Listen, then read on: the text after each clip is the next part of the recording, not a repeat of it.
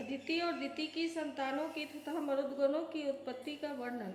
श्री सुखदेव जी कहते हैं, परीक्षित, सविता की पत्नी वृष्णि के गर्भ से 8 संतानें उत्पन्न हुई। सावित्री, व्यक्ति, त्रयी, अग्निहोत्र, पशु, सोम, चातुर्मास्य और पंचमहायज्ञ। भक्त की पत्नी सिद्धि ने महिमा, विभु और प्रभु ये 3 पुत्र और आशीष नाम की एक कन्या उत्पन्न की। यह कन्या बड़ी सुंदरी और सदाचारिणी थी। धाता की 4 पत्नियां थीं, कुहू, सिनीवाली, राका और अनुमति। उनसे क्रमशः सायं, दर्श, प्रातः और पूर्णमास ये 4 पुत्र हुए। धाता के छोटे भाई का नाम था विधाता। उनकी पत्नी क्रिया थी, उससे पुरुष्य नाम के 5 अग्नियों की उत्पत्ति हुई। वरुण जी की पत्नी का नाम चर्सनी था, उससे भृगु जी ने पुनः जन्म ग्रहण किया। इसके पहले वे ब्रह्मा जी के पुत्र थे। महायोगी वाल्मीकि जी भी वरुण के पुत्र थे। वाल्मीकि से पैदा होने के कारण ही उनका नाम वाल्मीकि पड़ गया था। उर्वशी को देखकर मित्र और वरुण दोनों का वीर्य स्खलित हो गया था। उसे उन लोगों ने घड़े में रख लिया। उसी से मुनिवर अगस्त्य और वशिष्ठ जी का जन्म हुआ। मित्र की पत्नी थी रेवती, उसके 3 पुत्र हुए, उत्सर्ग, अरिष्ट और पिप्पल। प्रिय परीक्षित, देवराज इंद्र की पत्नी थी पुलोम नंदिनी सची। हमने सुना है उन्होंने 3 पुत्र उत्पन्न किए, जयंत, ऋषभ और मीढ़वान। स्वयं भगवान विष्णु ही बलि के अनुग्रह करने और इंद्र का राज लौटाने के लिए माया से वामन उपेंद्र के रूप में अवतरित हुए। उन्होंने 3 पग पृथ्वी मांगकर तीनों लोक नाप लिए थे। उनकी पत्नी का नाम था कीर्ति, उससे बृहत्श्लोक नाम का पुत्र हुआ। उसके सौभग आदि कई संतानें हुई। कश्यप नंदन भगवान वामन ने माता अदिति के गर्भ से क्यों जन्म लिया और इस अवतार में उन्होंने कौन से गुण लीलाएं और पराक्रम प्रकट किए, इसका वर्णन मैं आगे 8वें स्कंद में करूँगा। प्रिय परीक्षित, अब मैं कश्यप जी की दूसरी पत्नी दिति से उत्पन्न होने वाली उस संतान परंपरा का वर्णन सुनाता हूँ जिसमें भगवान के प्यारे भक्त श्री प्रहलाद जी और बलि का जन्म हुआ। दिति के दैत्य और दानवों के वंदनीय 2 ही पुत्र हुए, हिरण्यकशिपु और हिरण्याक्ष। इनकी संक्षिप्त कथा मैं तुम्हें 3रे स्कंद में सुना चुका हूँ। हिरण्यकशिपु की पत्नी दानवी कधायु थी। उसके पिता जम्भ ने उसका विवाह हिरण्यकशिपु से कर दिया था। कधायु के 4 पुत्र हुए, संवाद, अनुवाद, वाद और प्रहलाद। इनकी सिंह नाम की एक बहन भी थी। उनका विवाह विप्रचित्ति नाम के दानव से हुआ। उससे राहु नामक पुत्र की उत्पत्ति हुई। यह वही राहु है जिसका सिर अमृतपान के समय मोहिनी रूपधारी भगवान ने चक्र से काट लिया था। सहलाद की पत्नी थी कृति, उससे पंचजन नामक पुत्र उत्पन्न हुआ। रात की पत्नी थी धमनी, उसके 2 पुत्र हुए, वातापी और इलवल। इस इलवल ही महर्षि अगस्त्य के अतिथि के समय वातापी को पकाकर उन्हें खिला दिया था। अनुलाद की पत्नी सुरम्या थी, उसके 2 पुत्र हुए, वास्कल और महिषासुर। प्रहलाद का पुत्र था विरोचन, उसकी पत्नी देवी के गर्भ से दैत्यराज बलि का जन्म हुआ। बलि की पत्नी का नाम असना था, उससे वान आदि 100 पुत्र हुए। दैत्यराज बलि की महिमा गान करने योग्य है, उसे मैं आगे 8वें स्कंद में सुनाऊंगा। बलि का पुत्र वानासुर भगवान शंकर की आराधना करके उनके गुणों का मुखिया बन गया। आज भी भगवान शंकर उसके नगर की रक्षा करने के लिए उसके पास ही रहते हैं। दिति के हिरण्यकशिपु और हिरण्याक्ष के अतिरिक्त 49 पुत्र और थे, उन्हें मरुदगण कहते हैं। वे सब निसंतान रहे। देवराज इंद्र ने उन्हें अपने ही समान देवता बना दिया। राजा परीक्षित ने पूछा, भगवान, मरुदगण ने ऐसा कौन सा सत्कर्म किया था जिसके कारण वे अपने जन्मजात असुरोचित भाव को छोड़ सके और देवराज इंद्र के द्वारा देवता बना लिए गए? ब्राह्मण, मेरे साथ यहाँ की सभी ऋषि मंडली यह बात जानने के लिए अत्यंत उत्सुक हो रही है, अतः आप कृपा करके विस्तार से वह रहस्य बतलाइए। सूत जी कहते हैं, सौनक जी, राजा परीक्षित का प्रश्न थोड़े शब्दों में बड़ा सारगर्भित था। उन्होंने बड़े आदर से पूछा भी था, इसलिए सर्वज्ञ श्री सुखदेव जी महाराज ने बड़े ही प्रसन्न चित्त से उनका अभिनंदन करके यूँ कहा। श्री सुखदेव जी कहने लगे, परीक्षित, भगवान विष्णु ने इंद्र का पक्ष लेकर दिति के दोनों पुत्र हिरण्यकशिपु और हिरण्याक्ष को मार डाला अतः दिति शोक की आग से उद्दीप्त क्रोध से जलकर इस प्रकार सोचने लगी, सचमुच इंद्र बड़ा विषयी, क्रूर और निर्दयी है। राम राम, उसने अपने भाइयों को ही मरवा डाला।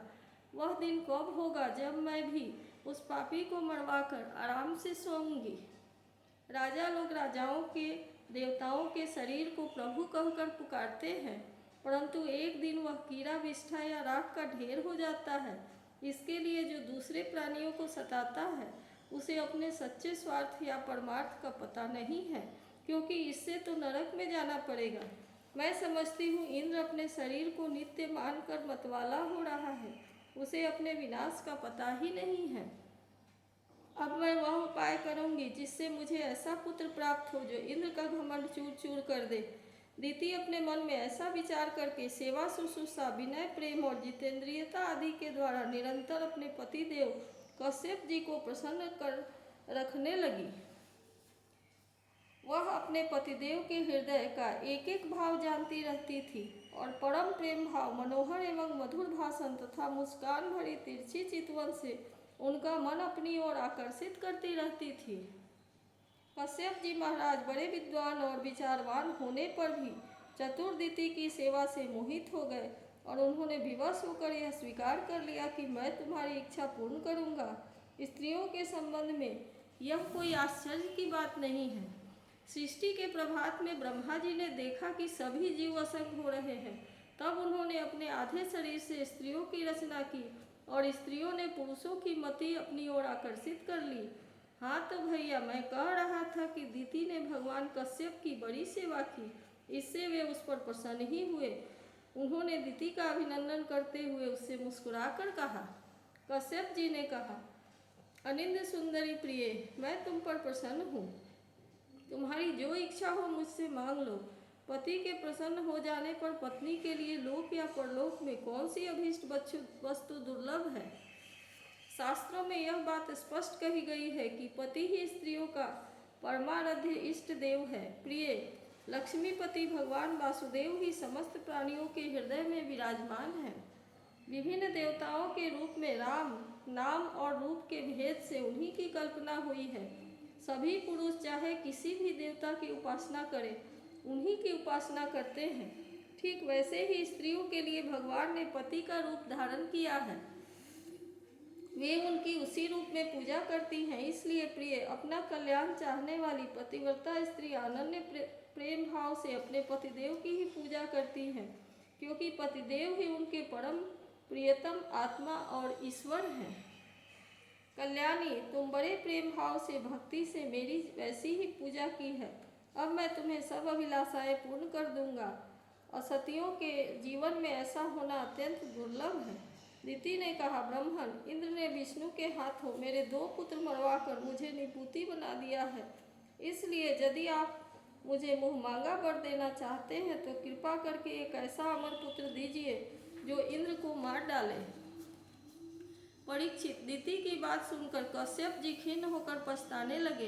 वे मन ही मन कहने लगे, हाय हाय, आज मेरे जीवन में बहुत बड़े अधर्म का अवसर आ पहुंचा। देखो तो सही, अब मैं इंद्रियों के विषयों में सुख मानने लगा हूँ। स्त्री रूपिणी माया ने मेरे चित्त को अपने वश में कर लिया है। हाय हाय, आज मैं कितनी दीन अवस्था में हूँ। अवश्य ही अब मुझे नरक में गिरना होगा। इस स्त्री का कोई दोष नहीं है, क्योंकि इसने अपने जन्मजात स्वभाव का ही अनुसरण किया है। दोष मेरा है जो मैं अपनी इंद्रियों को बस में न रख सका, अपने सच्चे स्वार्थ और परमार्थ को समझ न सका। मुझ मूढ़ को बार बार धिक्कार है। सच है, स्त्रियों के चरित्र को कौन जानता है। इनका मुँह तो ऐसा होता है जैसे शरत ऋतु का खिला हुआ कमल। बातें सुनने में ऐसी मीठी होती है मानो अमृत घोल रखा हो, परंतु हृदय वह तो इतना तीखा होता है कि मानो छुरे की पैनी धार हो। इसमें संदेह नहीं कि स्त्रियां अपनी लालसाओं की कठपुतली होती है। सच पूछो तो वो किसी से प्यार नहीं करती। स्वार्थवश वे अपने पति, पुत्र और भाई तक को मार डालती हैं या मरवा डालती हैं। अब तो मैं कह चुका हूँ कि तुम जो मांगोगी वही दूंगा। मेरी बात झूठी नहीं होनी चाहिए, परंतु इंद्र भी वध करने योग्य नहीं है। अच्छा, अब इस विषय में मैं यह युक्ति करता हूँ। प्रिय परीक्षित, सर्वसमर्थ कश्यप जी ने इस प्रकार मन ही मन अपनी भर्त्सना करके दोनों बात बनाने का उपाय सोचा और फिर तनिक रुष्ट होकर दिति से कहा। कश्यप जी बोले, कल्याणी, यदि तुम मेरे बतलाए हुए व्रत का 1 वर्ष तक विधि पूर्वक पालन करोगी तो तुम्हें इंद्र को मारने वाला पुत्र प्राप्त होगा, परंतु यदि किसी प्रकार नियमों में त्रुटि हो गई तो वह देवताओं का मित्र बन जाएगा। दिति ने कहा, ब्राह्मण, मैं उस व्रत का पालन करूंगी। आप बतलाइए कि मुझे क्या क्या करना चाहिए, कौन कौन से काम छोड़ देने चाहिए और कौन कौन से ऐसे काम है जिसे व्रत भंग नहीं होता। कश्यप जी ने उत्तर दिया, प्रिय, इस व्रत में किसी भी प्राणी को मन, वाणी या क्रिया के द्वारा सताए नहीं, किसी को साप या गाली न दे, झूठ न बोले, शरीर के नख और रोए न काटे और किसी भी अशुभ वस्तु का स्पर्श न करे, जल में घुसकर स्नान न करे, क्रोध न करे, दुर्जनों से बातचीत न करे, बिना धुला वस्त्र न पहने और किसी की पहनी हुई माला न पहने, जूठा न खाए, भद्रकाली का प्रसाद या मांस युक्त अन्न का भोजन न करे, शूद्र का लाया हुआ और रजस्वला का देखा हुआ अन्न कभी न खाए और अंजलि से जलपान न करे, जूठे मुंह, बिना आचमन किए, संध्या के समय बाल खोले हुए, बिना श्रृंगार के, वाणी का संयम किए बिना और बिना चद्दर ओढ़े घर से बाहर न निकले, बिना पैर धोए अपवित्र अवस्था में गीले पांवों से उत्तर या पश्चिम सिर करके दूसरे के साथ नग्नावस्था में तथा सुबह शाम सोना नहीं चाहिए। इस प्रकार इन निषिद्ध कर्मों का त्याग करके सर्वदा पवित्र रहे, धुला वस्त्र धारण करे और सभी सौभाग्य के चिन्हों से सुसज्जित रहे। प्रातः काल कलेवा करने के पहले ही गाय, ब्राह्मण, लक्ष्मी जी और भगवान नारायण की पूजा करें। इसके बाद पुष्पमाला, चंदनादि सुगंध द्रव्य, नैवेद्य और आभूषणादि से सुहागिनी स्त्रियों की पूजा करे तथा पति की पूजा करके उसकी सेवा में संलग्न रहे और यह भावना करती रहे कि पति का तेज मेरी कोख में स्थित है। प्रिय, इस व्रत का नाम पुंसवन है। यदि 1 वर्ष तक तुम बिना इसे किसी त्रुटि के पालन कर सकोगी तो तुम्हारी कोख से इंद्रघाती पुत्र उत्पन्न होगा। परीक्षित, दिति बड़ी मनस्वनी और दृढ़ निश्चय वाली थी। उसने बहुत ठीक कहकर उनकी आज्ञा स्वीकार कर ली।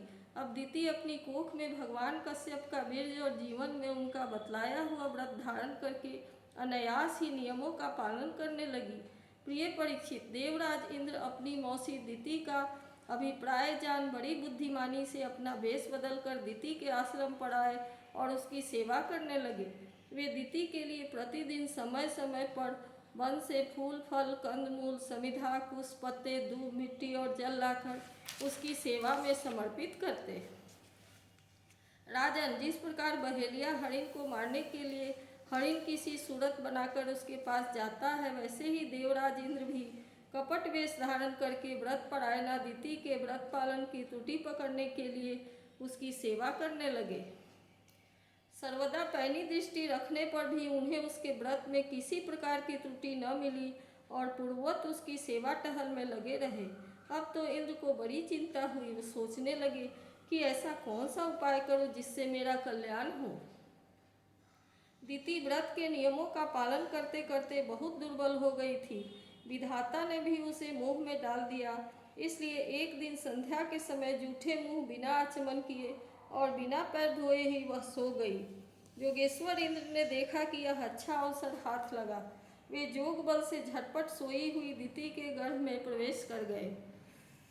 उन्होंने वहां जाकर सोने के समान चमकते हुए गर्भ के वज्र के द्वारा 7 टुकड़े कर दिए। जब वह गर्भ रोने लगा तब उन्होंने मत रो कहकर 7 टुकड़ों में से एक एक करके और भी 7 टुकड़े कर दिए। राजन, जब इंद्र उनके टुकड़े टुकड़े करने लगे तब उन सबों ने हाथ जोड़कर इंद्र से कहा, देवराज, तुम हमें क्यों मार रहे हो? हम तो तुम्हारे भाई मरुद्गन हैं। तब इंद्र ने अपनी भावी अनन्य प्रेमी पार्षद मरुद्गन से कहा, अच्छी बात है, तुम लोग मेरे भाई हो, अब डरो मत। परीक्षित जैसे अश्वत्थामा के ब्रह्मास्त्र से तुम्हारा कुछ भी अनिष्ट नहीं हुआ, वैसे ही भगवान हरि की कृपा से दिति का वह गर्भ वज्र के द्वारा टुकड़े टुकड़े होने पर भी मरा नहीं। इसमें तनिक भी आश्चर्य की बात नहीं है, क्योंकि जो मनुष्य एक बार भी आदि पुरुष भगवान नारायण की आराधना कर लेता है वह उनकी समानता प्राप्त कर लेता है। फिर दीति ने जो कुछ एक दिन कम 1 वर्ष तक भगवान की आराधना की थी, अब वे 49 मरुदगण इंद्र के साथ मिलकर 50 हो गए। इंद्र ने भी सौतेली माता के पुत्रों के साथ शत्रु भाव न रखकर उन्हें सोमपाई देवता बना लिया। जब दीति की आंख खुली तब उसने देखा कि उसके अग्नि के समान तेजस्वी 49 बालक इंद्र के साथ हैं। इससे सुंदर स्वभाव वाली दीति को बड़ी प्रसन्नता हुई। उसने इंद्र को संबोधन करके कहा, बेटा, मैं इस इच्छा से इस अत्यंत कठिन व्रत का पालन कर रही थी कि तुम अदिति के पुत्रों को भयभीत करने वाला पुत्र उत्पन्न हो। मैंने केवल एक ही पुत्र के लिए संकल्प किया था, फिर ये 49 पुत्र कैसे हो गए? बेटा इंद्र, यदि तुम्हें इसका रहस्य मालूम हो तो सच सच मुझे बतला दो, झूठ नहीं बोलना। इंद्र ने कहा, माता, मुझे इस बात का पता चल गया था कि तुम किस उद्देश्य से व्रत कर रही हो, इसलिए अपना स्वार्थ सिद्ध करने के उद्देश्य से मैं स्वर्ग छोड़कर तुम्हारे पास आया। मेरे मन में तनिक भी धर्म भावना नहीं थी, इसी से तुम्हारे व्रत में त्रुटि होते ही मैंने उस गर्भ के टुकड़े टुकड़े कर दिए। पहले मैंने उसके 7 टुकड़े किए थे, अब वे 7 टुकड़े 7 बालक बन गए। इसके बाद मैंने फिर एक एक के 7 टुकड़े कर दिए, तब भी वे न मरे बल्कि 49 हो गए। यह परम आश्चर्यमयी घटना देखकर मैंने ऐसा निश्चय किया कि परम पुरुष भगवान की उपासना की यह कोई स्वाभाविक सिद्धि है।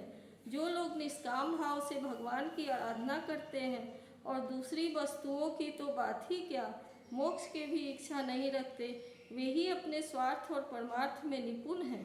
भगवान जगदीश्वर सबके आराध्य देव और अपनी आत्मा ही हैं। वे प्रसन्न होकर अपने आप तक का दान कर देते हैं। भला ऐसा कौन बुद्धिमान है जो उनकी आराधना करके विषय भोगों का वरदान मांगे? माता जी, ये विषय भोग तो नरक में भी मिल जाएंगे। मेरी स्नेहमय जननी, तुम इस प्रकार मेरी पूज्या हो। मैंने मूर्खतावश अपनी दुष्टता का काम किया है, तुम मेरे अपराध को क्षमा कर दो। यह बड़े सौभाग्य की बात है कि तुम्हारा गर्भ खंड खंड हो जाने से एक प्रकार मर जाने पर भी फिर से जीवित हो गया है। श्री सुखदेव जी कहते हैं, परीक्षित, दीति देवराज इंद्र के शुद्ध भाव से संतुष्ट हो गई। उनसे आज्ञा लेकर देवराज इंद्र ने मरुदगणों के साथ उसे नमस्कार किया और स्वर्ग में चले गए। राजन, यह मरुदगण का जन्म बड़ा ही मंगलमय है। इसके विषय में तुमने मुझसे जो प्रश्न किया था उसका उत्तर समग्र रूप से मैंने तुम्हें दे दिया। अब तुम और क्या सुनना चाहते हो? इति श्रीमद्भागवत महापुराणे पारमहंस्यां संहितायां षष्ठ स्कंधे मरुदोत्पत्ति कथनं नामाष्टम 10 अध्यायः।